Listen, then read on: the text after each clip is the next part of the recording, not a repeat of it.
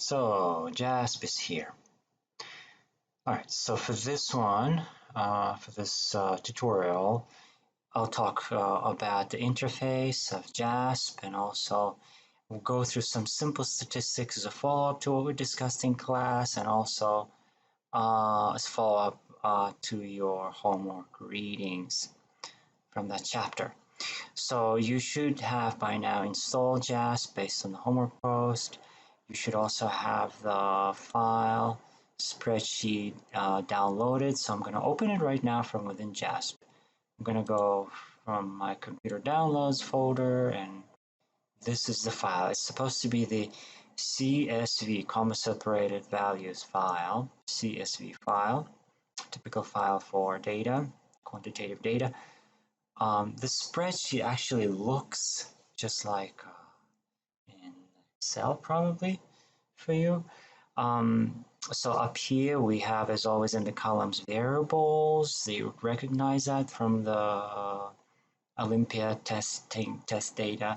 In the rows we have specific observations of students, cases, and in here in JASP, for you to note, you can click on these variables and see their labels, values, and tweak them if need be.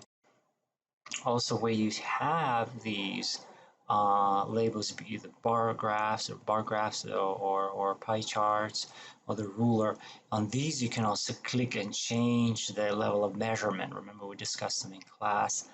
Now, gender is a nominal, so it will remain. That's correct, because JASP automatically kind of identifies the type of variable based on the data, but sometimes it makes mistakes.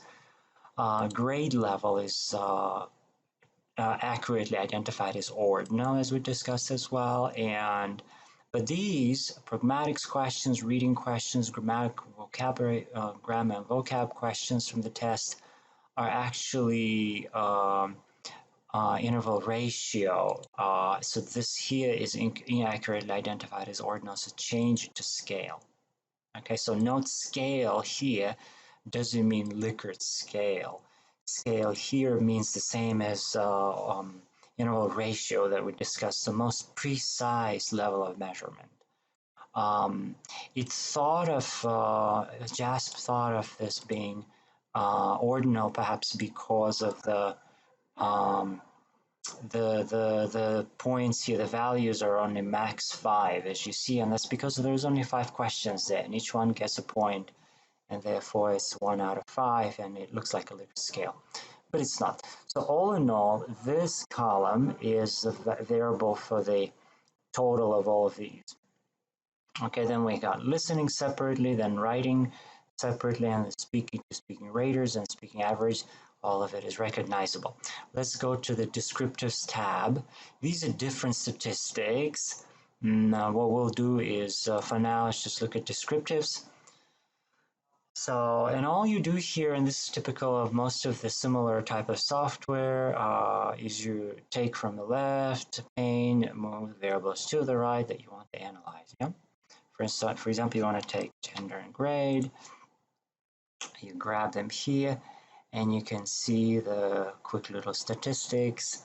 You might, in fact, for example, bring gender back and put this down below as a sorting variable, right? To split it and kind of sort the data by gender, right? So what you see here is you've got grade, but you also have male, female. In fact, the 3 grades you don't see until you ask to sort the data in frequency tables. So there you go, under table here, click frequency tables, and now you will actually see the summary by grade level, 9, 10, 11th grades, and gender as well. Okay, so that's one simple thing. Now, if you want to do some visuals, as we discussed, sometimes you want to visualize your data. Under basic plots, you will find, for instance, distribution plots sometimes work for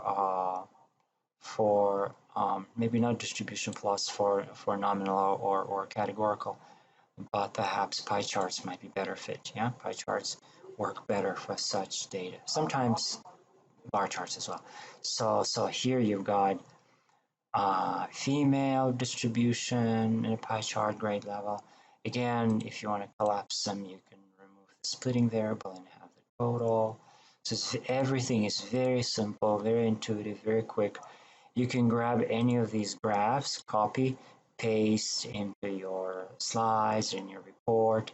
These tables are in fact already APA formatted, nothing to mess here with. Just maybe remove some extra rows and columns depending on your requirements.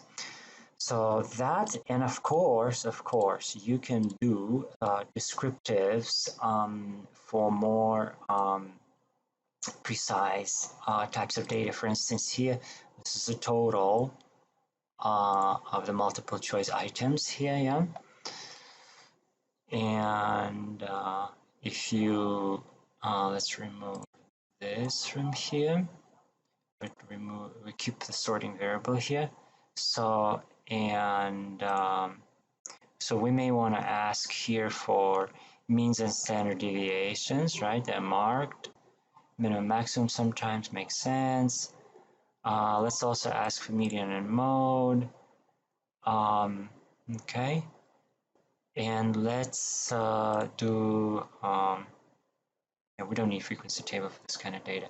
So over here, you could also click this transpose descriptive table. The descriptive table, that kind of makes it a little more spread and easier to analyze. Again, if you want to sort this by grade level, that's another way of doing it, you see. So that's one simple analysis you can perform. And of course, here you can do plots. You can probably not pie charts, you can do distribution plots. And so basically that. All right.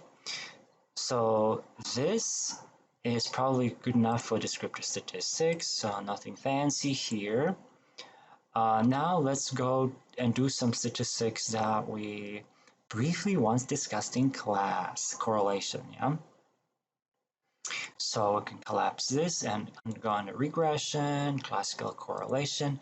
As you may remember, correlation is always done with two variables. So it's usually bivariate analysis, usually. And what I would like to suggest that we do here is that we'll look at two raters for the speaking test, which is one way for you to know the inter-rater reliability. Yeah? So down below here, you see the correlation. So we've got speaking rater A, B, and essentially, actually, I would probably pick here Spearman, not Pearson, because again, in your textbook, by the way, it says Spearman is a better choice for ordinal data, and here we kind of are dealing with ordinal data because it's based on a rubric on a scale of 1 through 5. So here, note these numbers, very important. It's how to interpret them, just to follow up on your textbook as well, homework reading. First thing you want to pay attention to is the p-value. That's the significance value, statistical significance. And you may remember we discussed that typically in social sciences and education, we're looking at the confidence value of 95%. And that's a typical value, which essentially means we are allowing for 5% of error in our confidence. And when it comes to significance value, it actually means that anything that is 0.05, okay, remember this, 0.05, and lower, less than that, is statistically significant. Anything above 0.05 is not statistically significant. It's a threshold which basically tells us whether we're passing the hypothesis that we're setting for ourselves or not passing, right? So if it's above 0.05, or yet we say no, not passing, not statistically significant, which essentially means we do not have either statistical power to claim that this relationship exists in the population. Remember, every time we talk about confidence, significance test values, we're talking about probability, uh, um, inference statistics, inferential statistics. So we're trying to generalize to the population. So we say it's above 0.05. We say there's no relationship that we can talk about in the population. But it could be because really there's truly no relationship, or it could also be because simply we don't have the statistical power. Maybe we have a small sample size. Maybe the relationship is there, but we don't have enough power to claim it.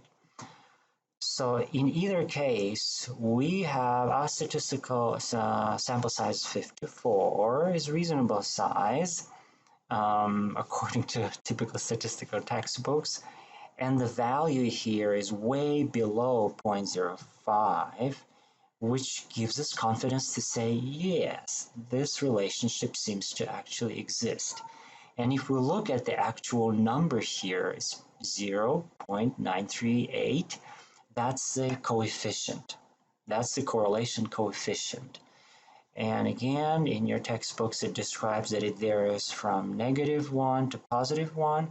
And as you see here, it's almost as close as +1, which essentially means that there's a very close relationship between what the radar 1 marked and what the radar 2 marked, which is very good. We can confidently state that our speaking test was reliably scored.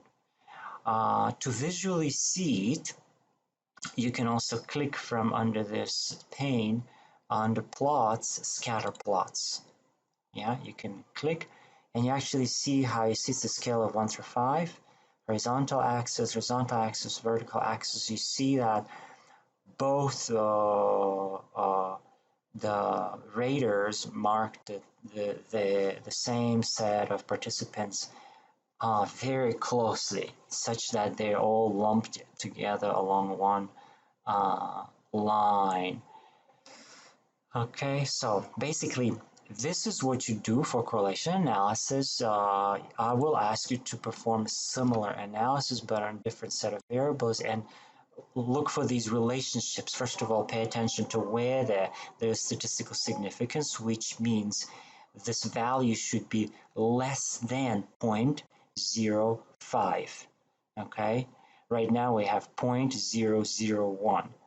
So you're looking, if it is less than 0.05, yes, it makes sense to look at the coefficient and explore that coefficient. Is it strong? Is it medium? Is it weak, non-existent? Is it positive? Right now it's positive. That's why the line is looking this way. Is it negative? Maybe the line is looking downward. So explore those, bring the results to class.